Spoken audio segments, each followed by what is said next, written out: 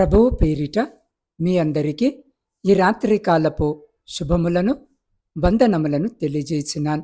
ప్రియులారా, పరిశుద్ధ లేఖన భాగముని రాత్రి మనము చదివినట్లయితే, వాని సంతతి వారు భూమి మీద బలవంతులగుదురు, యథార్థవంతుల వంశపు వారు దీవింపబడుదురు.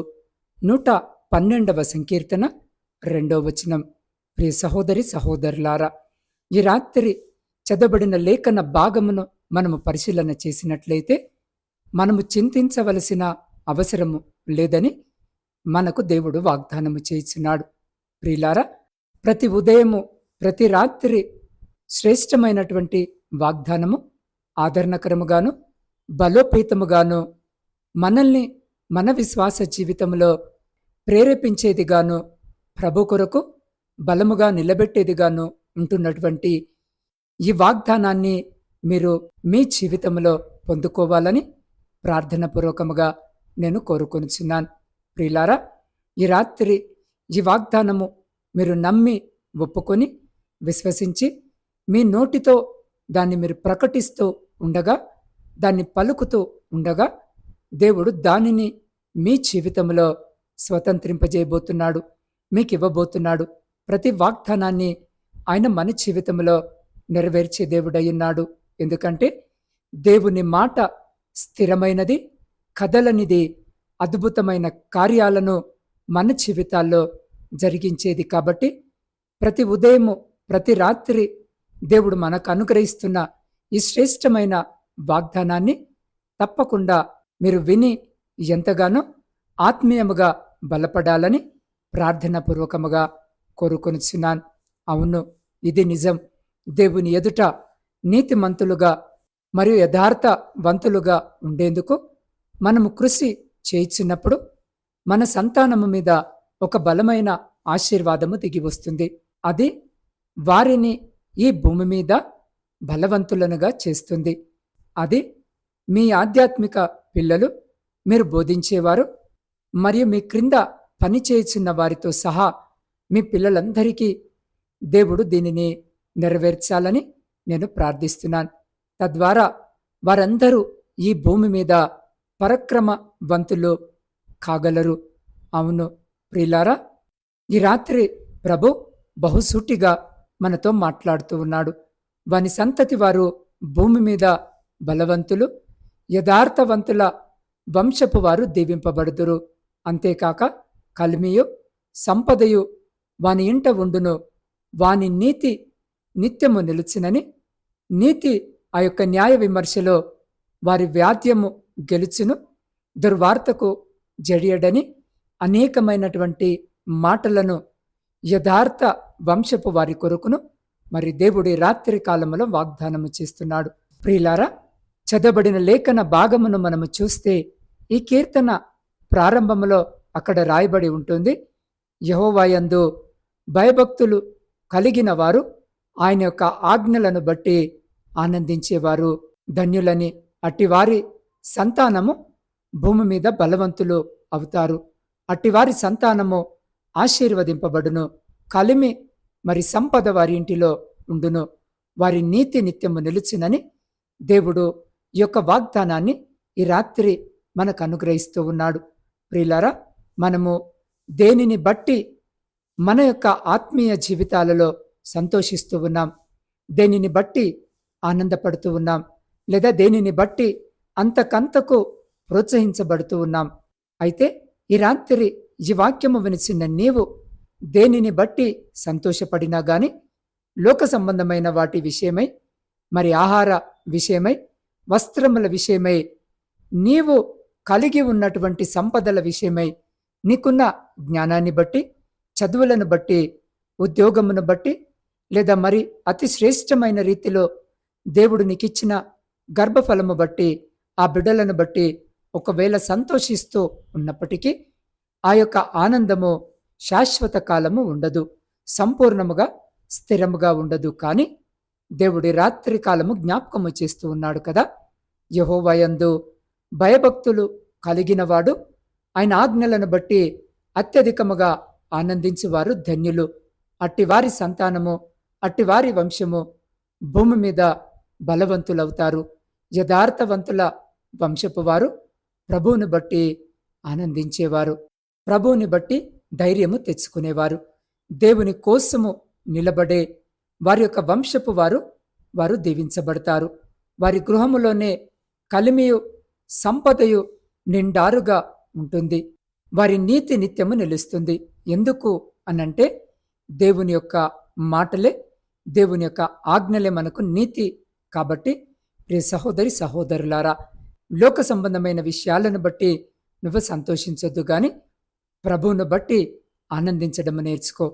ప్రతి ఉదయము, ప్రతి రాత్రి ఆయనకు కృతజ్ఞతాస్తుతులు చెల్లించటము, ఆయన సమ్ముఖములో ప్రార్థించడము, ఆయన చేసిన మేలులన్నిటిని తలపోసుకొని కృతజ్ఞత స్తుతితో కూడిన ఆరాధనను ప్రభువుకి అర్పించటము, దేవుని యొక్క ఆజ్ఞలను అనుసరించి నువ్వు నడుచుకోవటము ద్వారా దేవుని వాక్యము నీ జీవితంలో ప్రాముఖ్యమైన స్థానాన్ని పోషించటము ద్వారా అందును బట్టి నువ్వు ఆనందించగలిగితే, ప్రియ సహోదరి సహోదరుడా, దేవుడు నిన్ను బట్టి ఆనందిస్తాడు.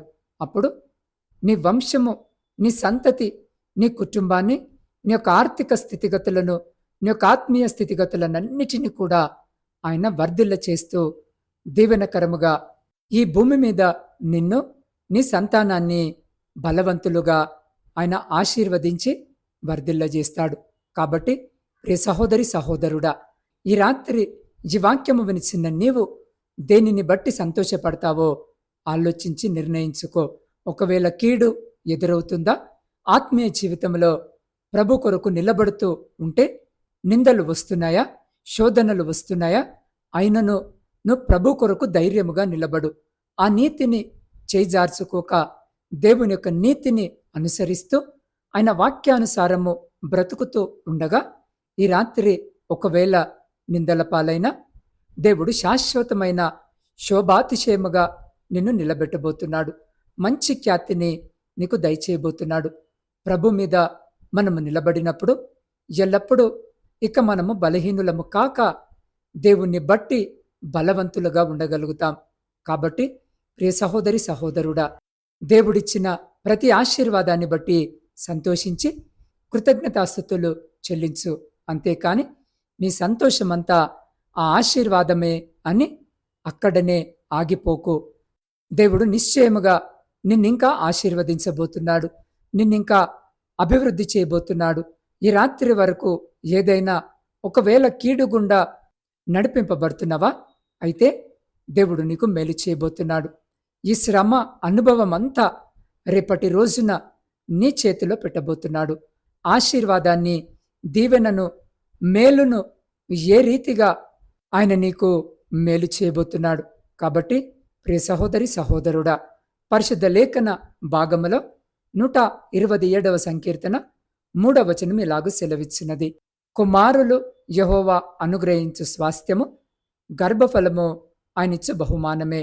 అవును ప్రియ సహోదరి సహోదరుడా, మీరు నీతి కొరకు ప్రయాసపడుచున్నప్పుడు విశ్వాసము మరి ఓర్పుతో బాధలను సహించుచు యేసును విడిచిపెట్టడం లేదని నేను అర్థము చేసుకున్నాను.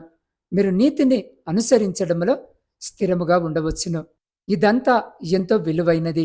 ఎందుకంటే కన్నీళ్లు విడుచుచు విత్తువారు సంతోషగానముతో పంట కోసెదరు అని చెప్పబడినట్లుగానే మీ కన్నీళ్లు మీ పిల్లల జీవితాల్లో ఆనందాన్ని మరి ఆశీర్వాదాలను తీసుకుని వస్తాయి. వారు బలవంతులుగా మారినప్పుడు మీరు వారి జీవితాలలో అన్ని దీవెనలను పొందుకుంటారు. కాబట్టి ప్రియ సహోదరి సహోదరుడా, దేవుడు ఉన్నతంగా మిమ్మల్ని లేవనెత్తబోతున్నాడు. ఆయన ఆజ్ఞలను బట్టి సంతోషించడానికి నేర్చుకుందాం. ఆయన యందు భయభక్తులు కలిగి ఉండులాగున మన జీవితాలను మార్చుకుందాం.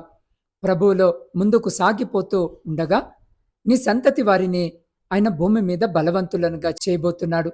నీ వంశపు వారిని ఆయన దీవించబోతున్నాడు. ఈ శ్రేష్టమైన వాగ్దానము మన జీవితంలో నెరవేరినట్లుగా ఈ సమయంలో ఈ వాక్యము వినిచిన మీరు ఏ స్థలములో ఉన్నా, ఏ స్థితిలో ఉన్నా అదే స్థలములో అదే స్థితిలో నిలవబడి ఒక్క నిమిషము నాతో పాటు ప్రార్థనలో ఏకీభవించండి. పరిశుద్ధుడా, ప్రేమ నమ్మకము కలిగిన మా ప్రియ పరలోకపు పరమ తండ్రి, మీ శ్రేష్టమైన ఘనమైన నామాన్ని బట్టి మీకే స్తుతులు, స్తోత్రాలు, వందనాలను చెల్లించుకొనుచున్నాం.